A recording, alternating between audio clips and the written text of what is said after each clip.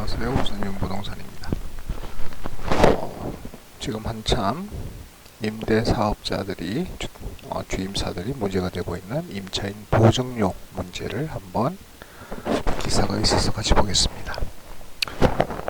임차인 보증료까지 우리가 내려고 승난 집주인 월세 반전세로 돌린다. 자, 임대인 전세금 반환보험 가입 의무화가 8월 18일부로 진행이 되게 되어 있습니다. 가입 안 하면 최고 3천만 원의 과태료를 물린다. 자, 그렇게 되면 집주인들이 어떻게 되느냐? 전세, 월세, 반전세로 전세를 돌릴 움직임이 나타나고 있다. 보증금 없는 깔세, 연세도 늘어날 듯하다라는 기사입니다. 다음 달부터 임대사업자의 전세금 반환 보증보험 가입이 전면 의무화되면서 임대인의 불매 소리가 거세지고 있다. 임차인이 필요에 의해 가입해왔던 임차인 보증료를 임대인이 떠안아야 하고 까다로운 보증보험 가입 조건도 맞춰야 한다. 자, 임대인들 사이에서는 반전세나 월세로 전환하려는 움직임도 감지되고 있다. 지금 현재 140만여 가구가 임대사업자로 등록이 되어져 있는데요. 8월 18일부터 전세금 반환 보증보험 가입이 전면 확대된다. 울산에도 꽤 있습니다. 임대사업자 중에서 가장 많은 게 2주택자입니다. 임대사업자가 세입자에게 전세금을 못 돌려줄 경우에 대비해 신규 혹은 갱신계약 시 무조건 보증보험에 가입토록 한 것이다. 자, 근데 조건이 까다롭습니다. 임대사업자가 주택을 담보로 시세의 60% 이상을 대출받았거나 전세금이 시세를 넘는 깡통전세의 경우 보증보험 가입이 거절돼 사각지대와의 공존을 피할 수 없는 현실이 있다는 겁니다. 등록 임대주택 시세가 5억 원인데 임대사업자가 담보로 3억 원 이상을 대출받았으면 보증보험 가입이 거절됩니다. 자, 대출액과 전세보증금이 5억 원을 넘거나 즉 시세를 넘거나 신용불량, 채무불이행, 파산도 가입이 어렵다. 물론 이제 깡통전세 수백 채를 보유한 임대사업자가 몇몇 있죠. 이런 사람들에게는 실질적인 대책이 필요하겠다라고 입을 모으고 있다. 임대사업자가 보증보험 가입 조건을 맞추기 위해서는 대출 금액을 상환하거나 임대보증금을 낮춰야 한다. 임대인 부담이 커지면 전세를 반전세나 월세로 돌리려는 이들이 늘어날 수밖에 없는 구조라고 권대중 명지대 교수는 지적했다. 국토교통위원회가 14일 등록임대주택 사업자가 임대주택 보증금 반환 보증 미가입 시 3천만 원 한도에서 보증금의 10%를 과태료로 부과하는 내용에 즉 전세가 3억이면 3천만 원 다 물리게 되겠죠. 임대주택에 관한 특별법 개정안을 통과시켰다. 세입자가 선택적으로 가입하고 보험료를 전액 납입하던 방식이 의무가입과 함께 보증료를 임대인과 임차인이 3대1로 나누는 방식으로 변경되었다. 즉 75%를 임대인이 내야 되는 겁니다. 작년 7.10 대책에서 기존 등록임대사업자의 경우 소유한 등록임대주택에 대해 전세보증보험 가입을 의무화했습니다. 작년에. 자, 현재는 시장 혼란을 최소화하기 위해 이전 등록 사업자에게는 8월 18일까지 유예한 상황이다. 즉 올해 8월 18일부터는 그 이전에 등록 임사자들은 다 보증보험에 가입을 해야 된다는 거죠. 자, 개정안에는 임대사업자가 보증에 가입하지 않거나 거짓으로 보고한 경우 지자체장이 직권으로 사업자 등록을 말소할 수 있도록 하고, 그러면 또 과태료가 나오겠죠. 보증보험 가입 의무 기간을 임대사업자 등록이 말소되는 날까지 확대하는 내용도 법안에 포함됐다. 임차인이 보증회사 등이 운영하는 전세금 반환 보증보험에 가입했고 임대사업자가 해당 보증수수료를 임차인에게 전부 지급한 경우는 사업자가 보증가입 의무가 면제된다. 결국은 임대인이 75% 반환 보증금을 내야 된다는 얘기입니다. 자, 근데 개정안에는 임대인들의 불만사항인 보증료 부담과 보증보험 가입 조건 완화는 포함되지 않아 논란이 일고 있다. 보증보험은 계약 종료 시 임대인이 임차인에게 전세 보증금을 반환하지 못할 경우 HUG 하거나 SGI 서울보증이 책임지는 상품인데, 보증료 전액을 지불하던 기존 임대보증금 보증보험과 달리 임대인이 보증료의 75%, 임차인이 나머지를 나눠 부담한다.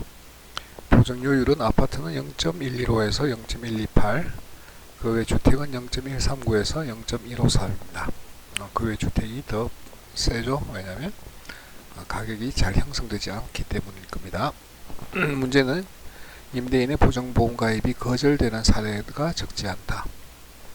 허그는 공동담보가 설정된 경우 채권 회수의 리스크가 높다는 이유로 보험 가입을 거절한다. 뭐 그런 얘기들이 있습니다.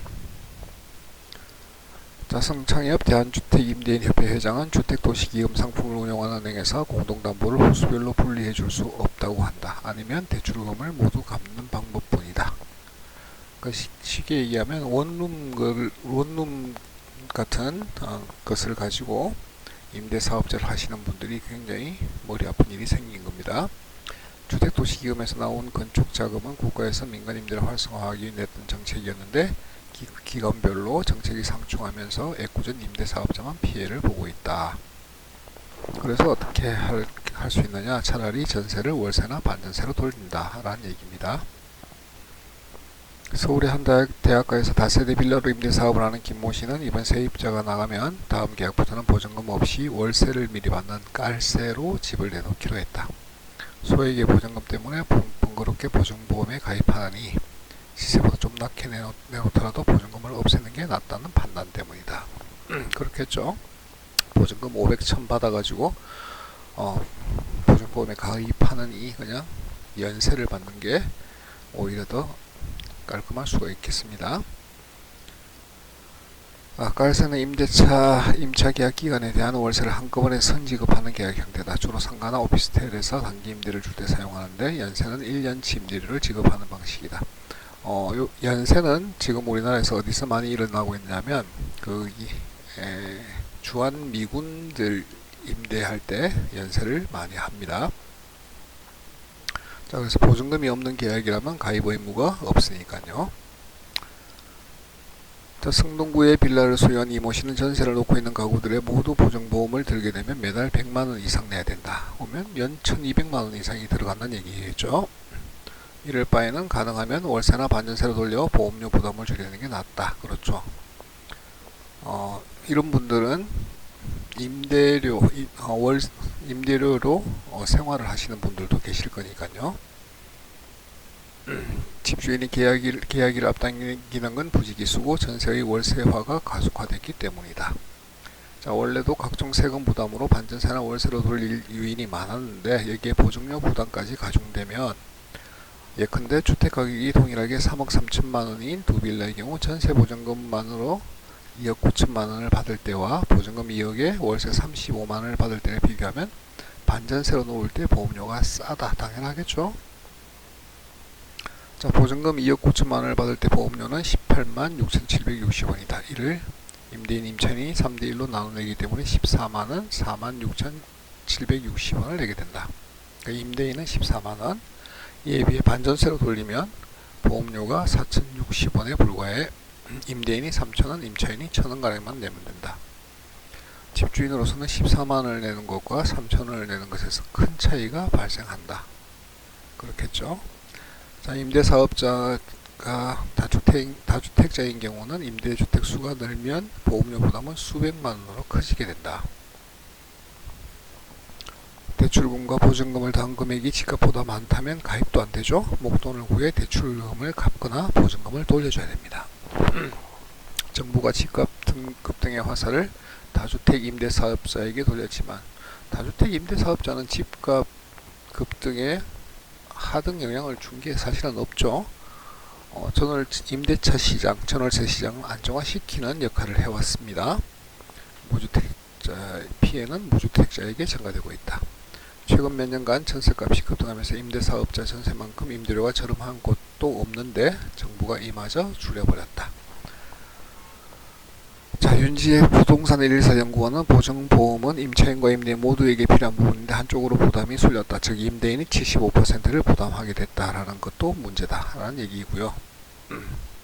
결국 주택임대사업자들이 보증보험 때문에 전세 물건이 월세나 반전세로 돌아갈 것이다 라고 예상해 볼 수 있는